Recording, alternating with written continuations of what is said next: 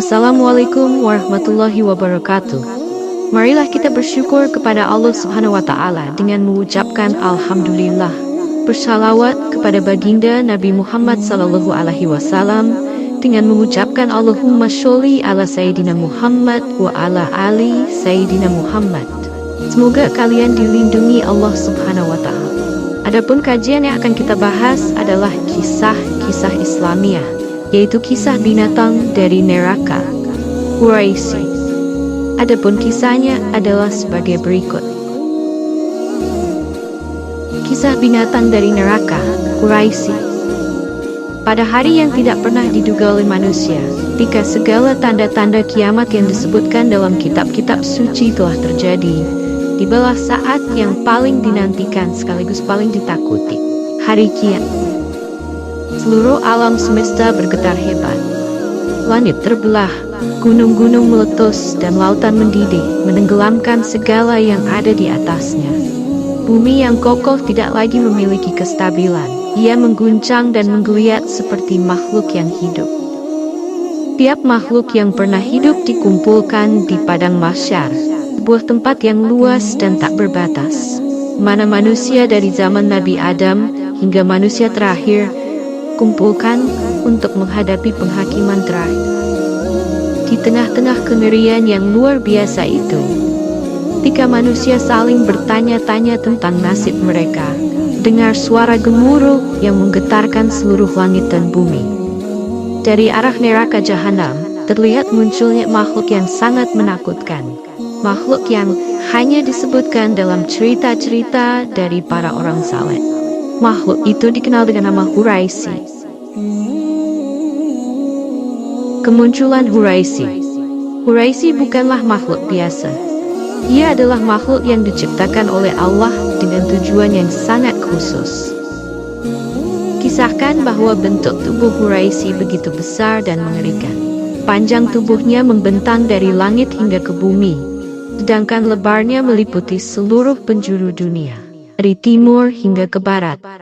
Tubuhnya dipenuhi dengan api yang berkobar, api yang berasal dari neraka jahanam yang terus menyala-nyala, memancarkan panas yang tak tertahankan bagi siapa saja yang berada dekat dengannya. Dengan setiap langkah Quraisy, bumi bergetar hebat, dan setiap kali ia menggerakkan tubuhnya, angin panas yang menyengat keluar dari tubuhnya, membuat makhluk yang hadir di padang mahsyar semakin ketakutan. Bahkan para malaikat yang selama ini dikenal dengan keteguhan mereka, merasakan getaran takut ketika Quraisy muncul. Quraisy bukanlah makhluk yang datang tanpa tujuan. Ia memiliki misi yang sangat spesifik, misi yang telah ditetapkan oleh Allah sendiri. Di tengah-tengah kengerian itu, ketika semua makhluk menatap ke arahnya dengan penuh ketakutan, Malaikat Jibril alaihissalam maju mendekati Quraisy. Malaikat Jibril, yang merupakan salah satu malaikat yang paling dekat dengan Allah dan pemimpin para malaikat, bertanya kepada Quraisy dengan penuh kewibawahan dan ketegasan. "Wahai Quraisy," kata Malaikat Jibril alaihissalam, "kamu hendak kemana dan siapakah yang kamu cari?" Quraisy, dengan suaranya yang menggelegar dan menggetarkan, menjawab, "Aku diutus oleh Allah untuk mencari 5 jenis manusia yang selama hidupnya di dunia telah melakukan dosa-dosa besar. Aku datang untuk menjemput mereka dan membawa mereka ke tempat yang telah disediakan bagi mereka di neraka jahanam." Malaikat Jibril mendengarkan dengan seksama, sementara seluruh makhluk di padang mahsyar semakin takut dan cemas, berharap agar mereka tidak termasuk dalam ras golongan manusia yang dicari oleh Quraisy. Dengan suara yang penuh ancaman dan Quraisy melanjutkan. Golongan pertama, orang yang tidak mengerjakan sholat. Golongan pertama yang aku cari, kata Quraisy, adalah orang-orang yang selama hidup mereka tidak mengerjakan sholat. Sholat adalah rukun Islam yang kedua setelah syahadat dan merupakan tiang agama yang paling utama. Ia adalah ibadah yang paling mendasar dan paling penting bagi setiap muslim. Dalam solat, seorang hamba berkomunikasi langsung dengan Tuhannya, memohon ampunan, rahmat, dan petunjuk. Namun, di antara umat manusia, ada yang dengan sengaja meninggalkan solat, tidak peduli dengan kewajiban yang diperintahkan oleh Allah. Orang-orang yang tidak mengerjakan solat dianggap telah meruntuhkan tiang agama mereka sendiri. Mereka telah mengabaikan kewajiban yang paling mendasar sebagai Muslim. Dan dengan demikian, mereka telah memutuskan hubungan dengan Allah. Pada hari kiamat, mereka adalah yang pertama kali dicari oleh Quraisy. Wajah mereka penuh dengan penyesalan, tapi penyesalan itu sudah terlambat. Mereka tidak bisa lagi memperbaiki kesalahan mereka, dan Quraisy akan membawa mereka menuju azab yang pedih di neraka jahanam. Golongan kedua, orang yang tidak mau mengeluarkan zakat. Quraisy melanjutkan, golongan kedua yang aku cari adalah orang-orang yang tidak mau mengeluarkan zakat. Zakat adalah rukun Islam yang ketiga, yang berarti membersihkan atau menyucikan. Zakat adalah kewajiban bagi setiap Muslim yang memiliki harta melebihi nisab, batas minimum harta yang wajib dizakati. Tujuan zakat adalah untuk membersihkan harta yang dimiliki dari sifat-sifat buruk seperti kikir dan tamak, serta untuk membantu mereka yang kurang beruntung. Zakat juga merupakan cara untuk menyeimbangkan distribusi kekayaan di masyarakat, sehingga tidak ada yang kelaparan atau hidup dalam kemiskinan yang ekstrem. Namun, ada orang-orang yang memiliki harta berlimpah tetapi enggan mengeluarkan zakat. Mereka lebih memilih menyimpan harta mereka untuk kepentingan pribadi. Bahkan ketika melihat tetangga atau saudara mereka dalam kesulitan, orang-orang seperti ini telah mengabaikan kewajiban sosial dan agama mereka, serta menunjukkan bahwa mereka lebih mencintai harta daripada mentaati perintah Allah. Pada hari kiamat, Quraisy akan mencari mereka. Harta yang mereka kumpulkan selama hidup mereka di dunia tidak akan berguna lagi. Sebaliknya, harta itu akan menjadi saksi atas keengganan mereka untuk membantu sesama, dan mereka akan dihadapkan pada balasan yang setimpal di neraka jahanam. Golongan ketiga, orang yang durhaka kepada orang tuanya. Quraisy berkata, golongan ketiga yang aku cari adalah orang-orang yang durhaka kepada kedua orang tuanya. Durhaka kepada orang tua adalah dosa besar yang sangat dikecam dalam Islam. Orang tua adalah sosok yang paling berjasa dalam kehidupan seorang anak. Mereka yang telah merawat, membesarkan dan mendidik anak-anak mereka dengan penuh kasih sayang dan pengorbanan. Dalam Al-Quran, Allah seringkali memerintahkan manusia untuk berbuat baik kepada orang tua, bahkan setelah perintah untuk beribadah kepadanya. Namun, ada orang-orang yang durhaka kepada orang tua mereka. Mereka berbicara kasar, tidak menghormati, bahkan ada yang sampai menyakiti hati dan perasaan orang tua mereka. Orang-orang seperti ini lupa bahwa ridha Allah tergantung pada ridha orang tua. Mereka mengabaikan kewajiban untuk menghormati dan memuliakan orang tua. Dan di hari kiamat, mereka akan dihadapkan pada konsekuensi yang sangat berat. Quraisy akan mencari mereka di padang mahsyar. Tidak ada tempat bersembunyi bagi mereka yang telah durhaka kepada orang tua.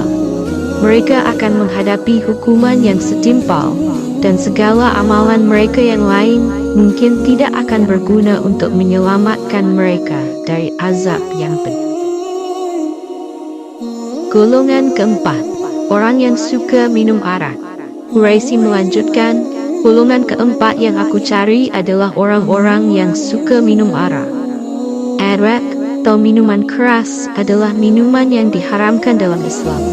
Minuman ini dikenal dapat merusak akal, membuat orang yang meminumnya kehilangan kendali, dan seringkali mendorong mereka untuk melakukan dosa-dosa lain yang lebih besar. Arak dianggap sebagai ibu dari segala dosa karena dampaknya yang merusak pada individu dan masyarakat. Orang yang suka minum arak mengabaikan larangan Allah dan Rasul-Nya, dan mereka seringkali tidak peduli dengan dampak buruk dari perbuatan mereka. Mereka lebih memilih kesenangan sesaat daripada menjaga kesucian jiwa dan tubuh mereka. Di dunia, mereka mungkin menikmati minuman itu tanpa memikirkan akibatnya. Tapi di hari kiamat, mereka akan berhadapan dengan kenyataan yang sangat mengerikan. Quraisy akan mencari mereka yang suka minum arak. Mulut mereka yang dulu digunakan untuk meneguk minuman haram itu akan dikunci, dan mereka akan dihadapkan pada hukuman yang tidak terbayangkan. Neraka Jahanam akan menjadi tempat mereka, di mana mereka akan menerima balasan atas perbuatan mereka. Golongan kelima, orang yang suka berbicara tentang hal duniawi di masjid. Akhirnya, Quraisy berkata, golongan kelima yang aku cari adalah orang-orang yang suka berbicara tentang hal duniawi di dalam masjid. Masjid adalah rumah Allah, tempat yang suci di mana umat Islam berkumpul untuk beribadah, berzikir, dan mempelajari ilmu agama. Di dalam masjid, suasana harus dijaga agar tetap khusyuk dan penuh dengan kehadiran Allah. Namun, ada orang-orang yang tidak menghormati kesucian masjid.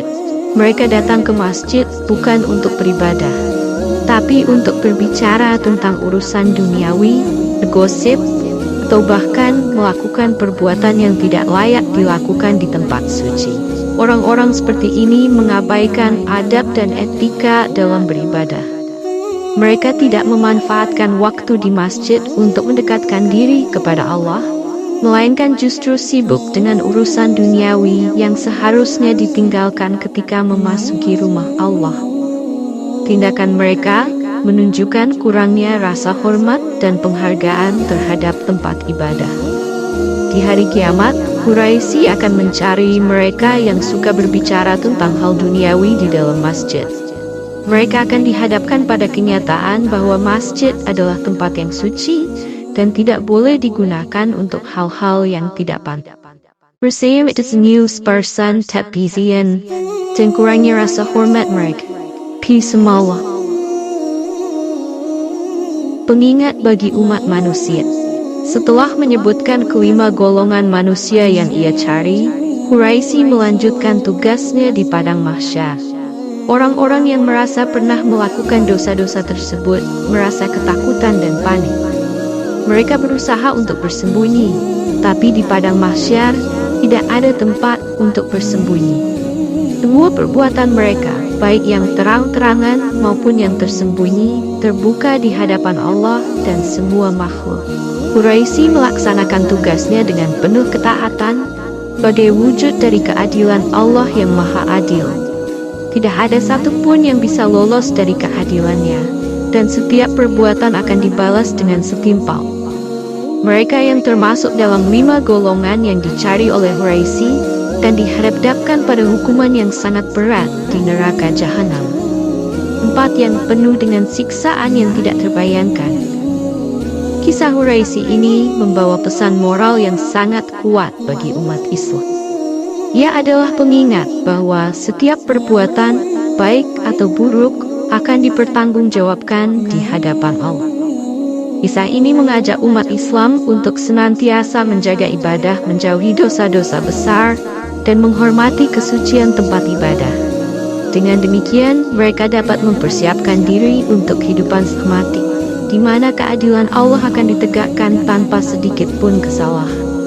Cerita ini, meskipun tidak ditemukan dalam sumber-sumber utama Islam seperti Al-Quran atau hadis sahih, seringkali digunakan dalam pengajaran agama untuk menyampaikan pesan moral dan etika dalam bentuk yang mudah dipahami oleh masyarakat. Umat Islam diajak untuk merenungkan perbuatan mereka dan memperbaiki diri, agar kelak mereka tidak termasuk dalam golongan manusia yang dicari oleh Quraisy di hari kiamat. Semoga kisah ini memberikan inspirasi dan peringatan bagi kita semua untuk selalu meningkatkan ketakwaan dan memperbaiki amal ibadah kita. Wabillahi taufik hidayah. Assalamualaikum warahmatullahi wabarakatuh.